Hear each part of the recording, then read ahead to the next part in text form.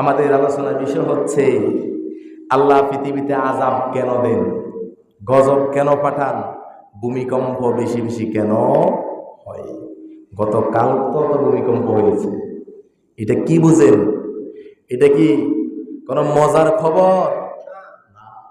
এটা আল্লাহ একটা সিগন্যাল দিলেন। আল্লাহ আমাদেরকে এই সব ছোটখাটো জিনিসগুলো আমাদের কাছে পাঠায়, আমাদেরকে বুঝার চেষ্টা করায় যে বান্দা বুঝো, আল্লাহ নামক একজন এখনো কিছুক্ষণ পরে আবার অসুস্থ হতে পারে কি পারি না? আপনি এখন ভালো, কিছুক্ষণ পরে যে অসুস্থ হবেন না কোনো গ্যারান্টি আছে? তাহলে সুস্থ এবং অসুস্থ দেওয়ার মালিক কে?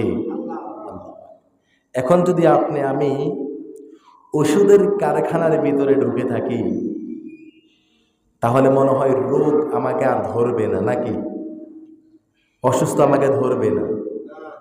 এমনও ডাক্তার রয়েছে চিকিৎসার অভাবে মৃত্যুবরণ করেছে। তার মানে চিকিৎসা ছিল, কিন্তু ওই চিকিৎসা উনার হচ্ছে না। কথা বলেন ঠিক কিনা? তাহলে আল্লাহ যাকে রাখতে চাই, পৃথিবীর সমস্ত মানুষ যদি তার বিরুদ্ধে যায়, তারপরেও আল্লাহর ওই বান্দার ক্ষতি কেউ করতে পারে। আবার আল্লাহ যাকে রাখবেন না, আপনি হাজারো চেষ্টা করলেও তাকে রাখার কোনো সুযোগ সমেত হাজির।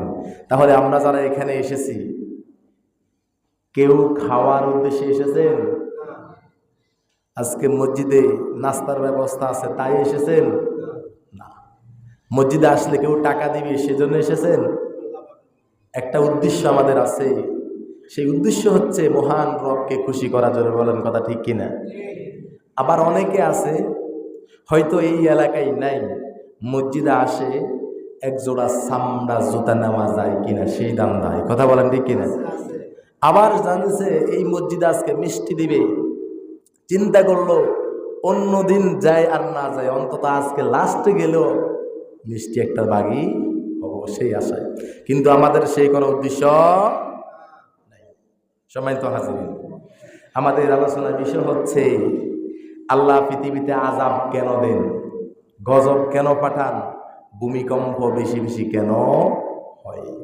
গতকাল তো ভূমিকম্প হয়েছে, এটা কি বুঝেন? এটা কি কোনো মজার খবর? এটা আল্লাহ একটা সিগন্যাল দিলেন। আল্লাহ আমাদেরকে এই সব ছোটখাটো জিনিসগুলো আমাদের কাছে পাঠায়, আমাদেরকে বুঝার চেষ্টা করায় যে বান্দা বুঝো, আল্লাহ নামক একজন এখনো আছে। কথা বলেন নাকি? আছে কিনা? অনেক সময় অনেকের ধারণা যে আমি যা কিছু করি আল্লাহ কি জানে, আমি পাপ করি আল্লাহ কি জানে। আল্লাহ কি বলেন শুনেন। সম্মানিত হাজিরিন, তাহলে পৃথিবীতে আযাব যত আসবে, পৃথিবীতে অন্যায় যত বাড়বে, আল্লাহর আযাব তত বেশি আসবে।